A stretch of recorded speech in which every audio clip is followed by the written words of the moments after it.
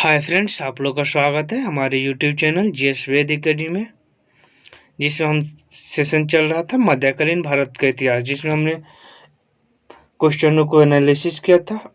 इसमें उससे आगे क्वेश्चन को एनालिसिस करेंगे जो 38वीं से लेकर 66 तक के क्वेश्चन को पूछे गए हैं। इसके पिछले वीडियो में हमने जो क्वेश्चन एनालिसिस किया उसे प्लेलिस्ट में जाकर आप देख सकते हैं। चलिए शुरू करते हैं। नेक्स्ट क्वेश्चन है, जवाबित का संबंध किससे था? तो जवाबित का संबंध था राजकानून से था। नेक्स्ट, सल्तनत काल में टंका, ससगनी तथा जीतल किन धातु के बने थे? टंका था चांदी का, सनसनी भी चांदी और जीतल तांबा था।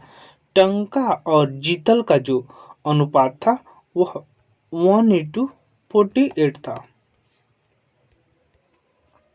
नेक्स्ट क्वेश्चन है, भारत में कागज का प्रयोग कब से प्रारंभ हुआ था? तो 12वीं शताब्दी में भारत में हुआ था। विश्व में सर्वप्रथम कागज का आविष्कार चीन में हुआ था। भारत में कागज का उपयोग 12वीं शताब्दी से प्रारंभ हुआ था। नेक्स्ट, तबकात-ए-नासरी का लेखक कौन है? तो मिन्हाज-उन-सिराज है। तबकात-ए-नासरी मिन्हाज-उन-सिराज का ग्रंथ है जो सुल्तान नासरुद्दीन को समर्पित किया गया है। नेक्स्ट है, सभी भक्ति संतों के मध्य एक समान विशेषता थी। उन्होंने अपनी जो बाणी थी उसी भाषा में लिखा जिससे उनके भक्त समझते थे। भक्ति आंदोलन के संतों का आचार बहुत ऊंचा था। उन्होंने वहां के लोगों को उपदेश आसानी से जो सुन सके और समझ सके, इसी कारण उन्होंने क्षेत्रीय भाषाओं का विकास भी हुआ था। नेक्स्ट, निम्नलिखित में से किस सुल्तान ने निजामुद्दीन औलिया से भेंट करने से इनकार कर दिया था? अलाउद्दीन खिलजी से इनकार कर दिया था। शेख निजामुद्दीन औलिया ने 7 सुल्तानों का राज्य देखा था जो एक के बाद एक सत्तासीन होते गए, किंतु वे कभी भी किसी के दरबार में नहीं गए थे।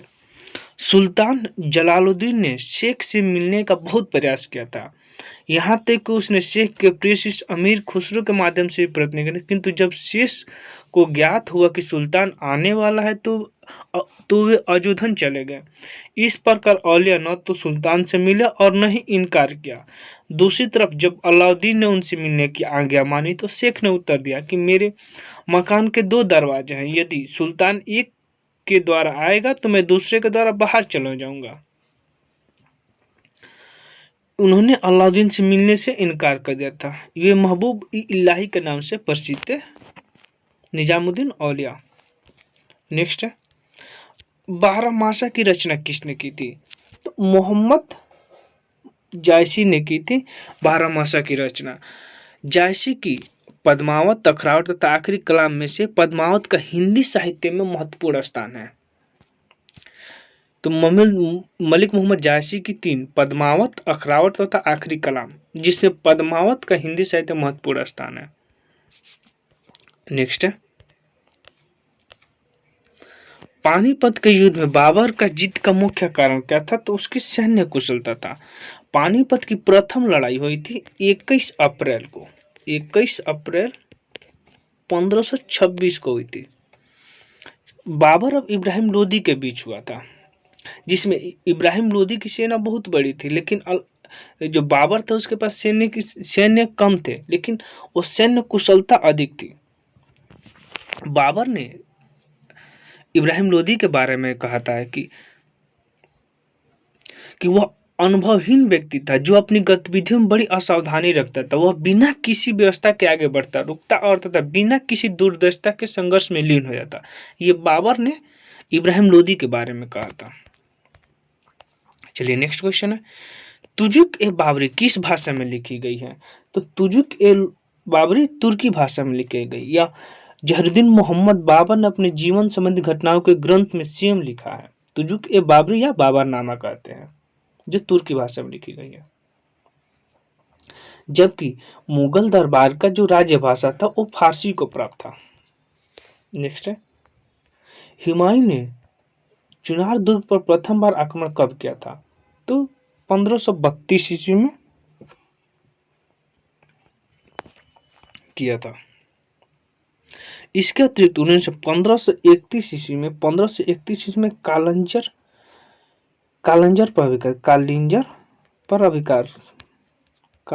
पर आक्रमण किया था। 32 में रायसेना के महत्वपूर्ण किले को जीत लिया था। चलिए नेक्स्ट क्वेश्चन है, निम्नलिखित में से किसने अपने बादशाह पति के लिए मकबरे का निर्माण करवाया था? तो हाजी बेगम ने अपने पति हुमायूं के मकबरे का निर्माण दिल्ली जो दीन पनाह में 1564 ईस्वी में कराया था। इस मकबरे का नक्शा मीर गयासुद्दीन जो ईरानी वास्तुकार ने तैयार किया था। यह भारत का प्रथम गुंबज वाला मकबरा है। नेक्स्ट क्वेश्चन, हुमायूंनामा की रचना किसने की थी? तो गुलबदन देवी ने की थी। यह बाबर की शहजादी थी जो हुमायूंनामा की रचना की थी। चलिए नेक्स्ट है,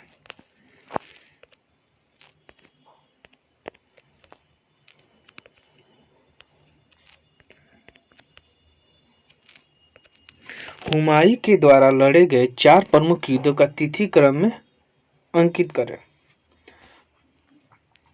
तो देवरा का, चौसा, कन्नौज और सरहिंद 4 नंबर हो जाएगा। देवरा हो जाएगा 1531, चौसा हो जाएगा 1539, कन्नौज होगा 1540 और सरहिंद हो जाएगा 1555। नेक्स्ट, निम्नलिखित में से किस सुल्तान ने पहले हजरत आला की उपाधि अपनाई और बाद में सुल्तान की? शेरशाह सूरी था। उन हजरत आला की उपाधि 1529 में, जबकि शेरशाह की उपाधि 1539 में चौसा के युद्ध में लिया था। चलिए नेक्स्ट क्वेश्चन है, हल्दी घाटी के युद्ध में महाराणा प्रताप की सेना के सेनापति कौन थे? तो हकीम खान थे। हल्दी घाटी का युद्ध 1576 ईस्वी में महाराणा प्रताप और मुगल सेना मानसिंह और आसफ खां के मध्य लड़ा गया था, जिसमें अफगानों की एक टुकड़ी का नेतृत्व कर रहा था हकीम खां सुर कर रहा था, जो राणा की सेना की ओर से लड़ रहा था। नेक्स्ट, निम्नलिखित में से किस मुस्लिम शासक ने तीर्थ यात्रा कर समाप्त कर दिया था? तो अकबर ने तीर्थ यात्रा कर समाप्त कर दिया था 1563 ईस्वी में तीर्थ यात्रा कर, जबकि 1562 में वो दास प्रथा, जबकि 1564 में जजिया कर 62 में जगह दास प्रथा, 63 में तीर्थ कर, 64 में जजिया कर। नेक्स्ट हो जाएगा, अकबर ने बंगाल तथा बिहार को मुगल साम्राज्य में मिलाया था। तो 1576 में बंगाल तथा बिहार को पूर्ण रूप से मुगल साम्राज्य में मिला लिया गया था।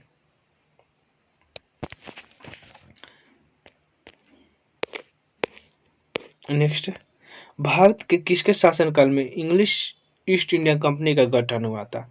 तो दिसंबर 1599 ईस्वी में लंदन में governor and company of government of India London trading in the east Indies company का नाम से स्थापना हुआ था।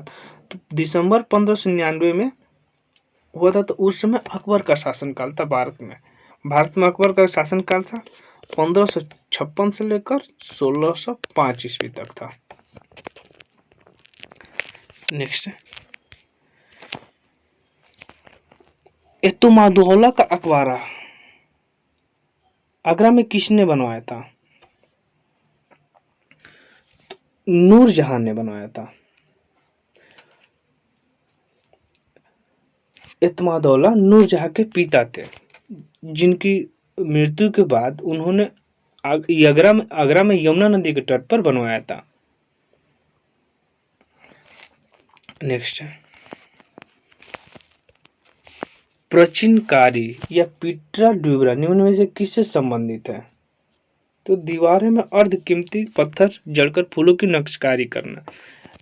ये इत्मादउद्दौला जो नूरजहां के पिता थे, उनके ही मकबरे में ऐसा किया गया था।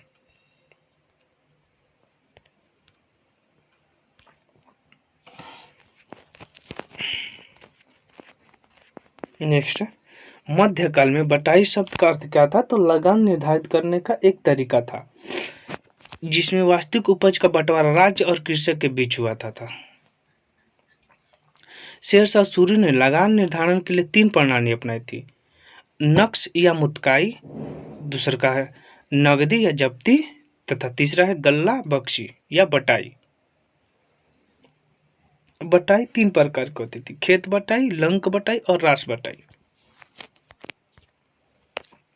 नेक्स्ट है किस मुगल शासक ने चित्रकारी के लिए कारखाने बनवाए थे? यह बीपीएससी 6वीं बीपीएससी 2020 में पूछा गया था, जिसमें इसने हुमायूं को आंसर लिया है। जबकि बिहार ने अकबर को माना है, आंसर अकबर को माना है, तो हम आंसर अकबर को ही मानेंगे। एनसीईआरटी तो हुमायूं आंसर होगा, जबकि बीपीएससी अकबर माना है तो हम अकबर लेकर चलेंगे।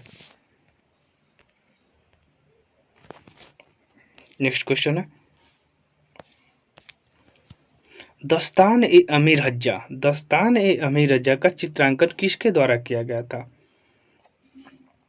अकबर, इसे सर्वप्रथम अकबर के शासनकाल में किया गया था। तो इसमें सर्वप्रथम दस्तान ए अमीर हज्जा जो अकबर के शासनकाल से संबंधित है। नेक्स्ट है यूरोपीय चित्रकारी का प्रवेश किसके दरबार में हुआ था? तो अकबर के शासनकाल में। अकबर के दरबार में यूरोपीय चित्रकला का प्रवेश पुर्तगालियों के माध्यम से हुआ था। जो चित्रकार थे उनकी 2 विशेषताएं थी, व्यक्ति विशेष, पहले का व्यक्ति विशेष था और दूसरा का दृश्य था, जो छोटी वस्तु को आकार में बनाते हैं। नेक्स्ट है दसवंत और बसावन प्रसिद्ध चित्रकार मुगल सम्राट के दरबार कवि किसके दरबार से थे? तो ये अकबर के दरबार से चित्रकारी थे। जो दसवंत एक कहार का बेटा था, इसके काम सब पर इतना पढ़ा था कि उसे अपने समय का अग्रणी चित्रकार बनने में सहयोग दिया था, किंतु बाद में यह चित्रकार मानसिक रूप से हो गया था, विक्षिप्त हो गया था, जैसे अगर इन्होंने आत्महत्या कर ली थी। 10 नेक्स्ट है मुगल चित्रकला किसके नेतृत्व में अपने शीर्ष बिंदु पर पहुंची? तो जहांगीर के शासनकाल में। मुगल चित्रकला जहांगीर के काल में अपने शिखर पर पहुंच गई थी। जहांगीर चित्रकला का बड़ा कुशल पारखी था। मुगल सैन्य में मनुष्य का चित्र बनाते समय एक ही चित्र में विभिन्न चित्रकारों द्वारा मुख, शरीर और पैरों को चित्रित करने का रिवायत था। जहांगीर का दावा था कि कोई भी चित्रकार हो, अगर कोई अलग अलग योगदान से पहुंचे तो उसको क्या करता था, वो उस मिथि को देखकर, चित्र को देखकर बता देता था कि यह चित्र किसने बनाया है। मुगल चित्रकला का स्वर्ण युग, जहांगीर के काल को मुगल चित्रकला का स्वर्ण युग भी कहा जाता है। 63 जब्ती प्रणाली किसकी उपाय थी? तो अकबर की। यह एक राजस्व वसूली के लिए जब्ती प्रणाली का प्रचलन हुआ था, जो भूमि सर्वेक्षण और भू राजस्व निर्धारित करने के लिए एक तरीका था। नेक्स्ट है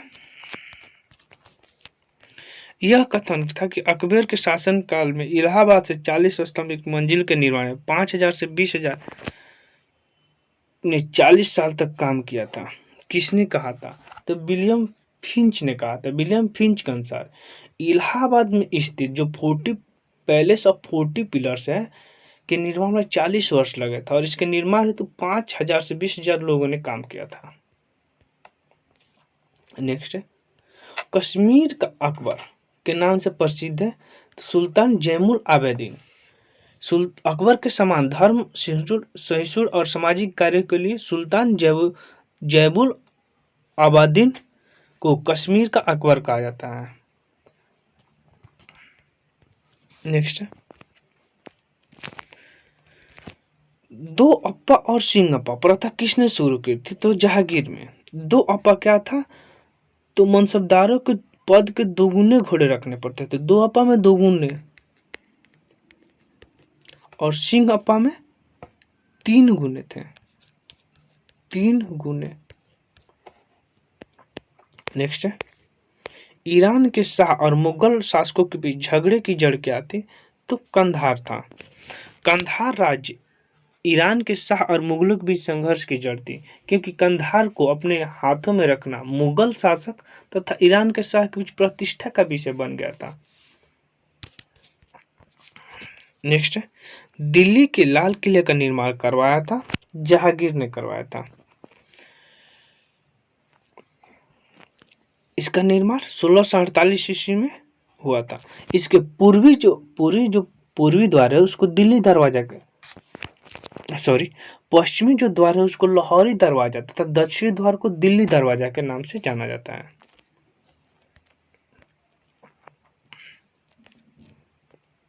निम्नलिखित में से किस इतिहासकार ने शाहजहां शासन काल को मुगल स्वर्ण युग कहा था? E.L. श्रीवास्तव ने कहा था। E.L. श्रीवास्तव ने अपनी पुस्तक मुगलकालीन भारत में लिखा है, शाहजहां का शासन भारत का मध्ययुगीन इतिहास में स्वर्ण युग के नाम से प्रसिद्ध है।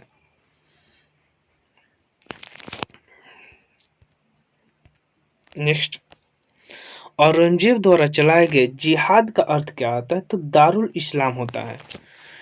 औरंगजेब सर्वोपरि एक उत्साही सुन्नी मुसलमान था। इस कानून के अनुसार प्रत्येक धार्मिक मुसलमान को अल्लाह की राह में मेहनत करनी चाहिए, या दूसरे शब्दों में गैर मुसलमान देशों जैसे दारुल सब्र के विरुद्ध धर्म युद्ध या जिहाद करना चाहिए, जब तक वे इस्लाम के राज्य दारुल इस्लाम में परिवर्तित नहीं हो जाते। दारुल इस्लाम बोलता है, इसका मतलब था कि जितने भी गैर मुसलमान हैं वो जब तक ले इस्लाम नहीं कबूल करते हैं तब तक ले ये चलना चाहिए। ये औरंगजेब के द्वारा चलाया गया था। नेक्स्ट है, पटना के किस सिख गुरु का जन्म हुआ था? पटना में तो गुरु गोविंद सिंह। ये सिखों के 10 गुरु थे जिनका जन्म 1666 ईस्वी में हुआ था पटना सिटी में, जबकि इनकी मृत्यु हो गया था 7 अक्टूबर 1708 ईस्वी में नांदेड़ महाराष्ट्र में हुआ था। नांदेड़ महाराष्ट्र में हुआ था। नेक्स्ट, मुगल प्रशासन में मदद ए मांस इंगित करता है विद्वानों को दी जाने वाली राजस्व मुक्त अनुमित भूमि को।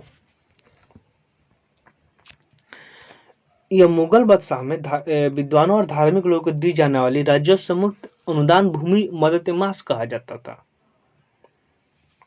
यह भूमि स्थानांतरित नहीं होती थी और न ही अनुदाह ग्राही के पास वंशानुगत रूप से रहती थी।